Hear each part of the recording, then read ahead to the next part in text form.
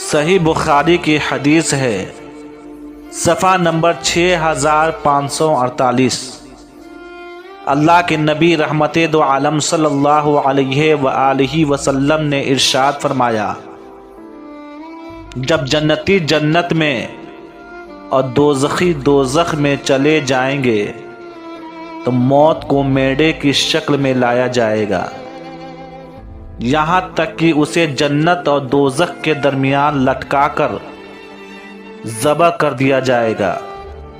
اس کے بعد ایک منادی کرنے والا کہے گا، اے جنت والو، اب موت نہیں آئے گی، اے دوزخ والو، اب موت نہیں ہے۔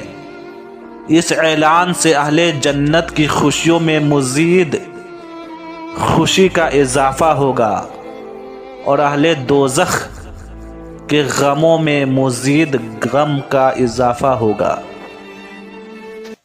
صحیح بخاری کی حدیث ہے، صفحہ نمبر 6069۔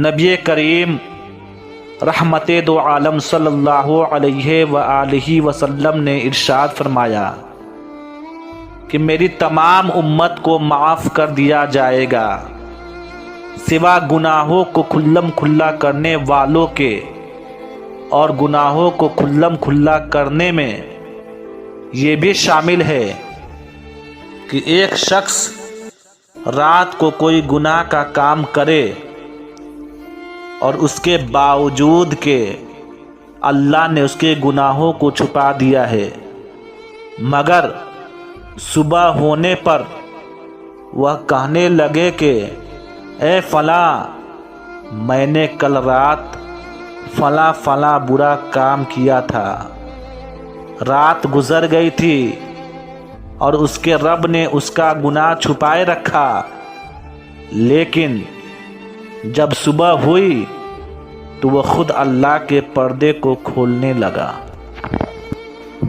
حضرت عمر بن خطاب رضی اللہ تعالی عنہ کی 6 نصیحتیں۔ پہلا، جو آدمی زیادہ ہنستا ہے اس کا رعب کم ہو جاتا ہے۔ دوسرا، جو مذاق زیادہ کرتا ہے لوگ اس کو ہلکا اور بے حیثیت سمجھتے ہیں۔ تیسرا، جو باتیں زیادہ کرتا ہے اس کی لغزشیں زیادہ ہو جاتی ہیں۔ چوتھا، جس کی لغزشیں زیادہ ہو جاتی ہیں اس کی حیا کم ہو جاتی ہے۔ پانچواں، جس کی حیا کم ہو جاتی ہے اس کی پرہیزگاری کم ہو جاتی ہے۔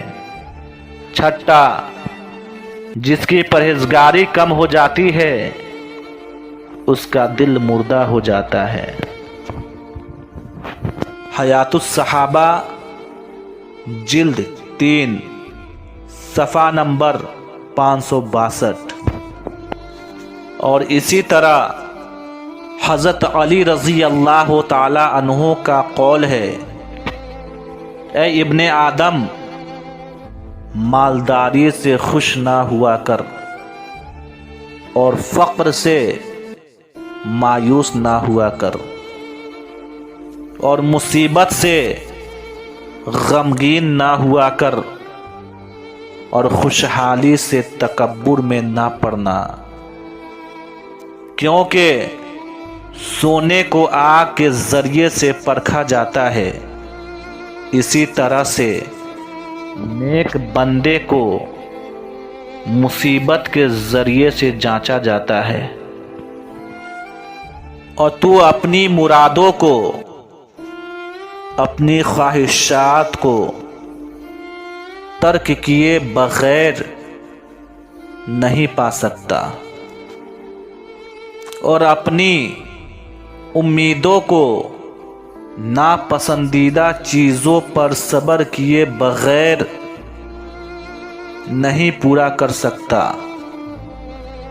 اور جو فرائض آپ پر سونپے گئے ہیں ان کو پورا کرنے میں اپنی پوری کوشش صرف کرتے رہا کرو، اور اللہ نے جو تیرے لیے فیصلہ کیا ہے اس پر راضی رہا کرو۔ حضرت علی رضی اللہ تعالی عنہ نے ارشاد فرمایا، ایک زمانہ ایسا بھی آئے گا کہ لوگ اپنے رب کو بھول جائیں گے، لباس بہت قیمتی پہن کر بازار میں اکڑ کر چلیں گے، اور اس بات سے بے خبر ہوں گے کہ اسی بازار میں ان کا کفن بھی موجود ہے۔ کسی نے کیا ہی خوب لکھا ہے، جس طرح لوگ مردے کو کندھا دینا افضل سمجھتے ہیں، اسی طرح اگر زندہ کو سہارا دینا افضل سمجھ لیں تو زندگی کتنی آسان ہو جائے۔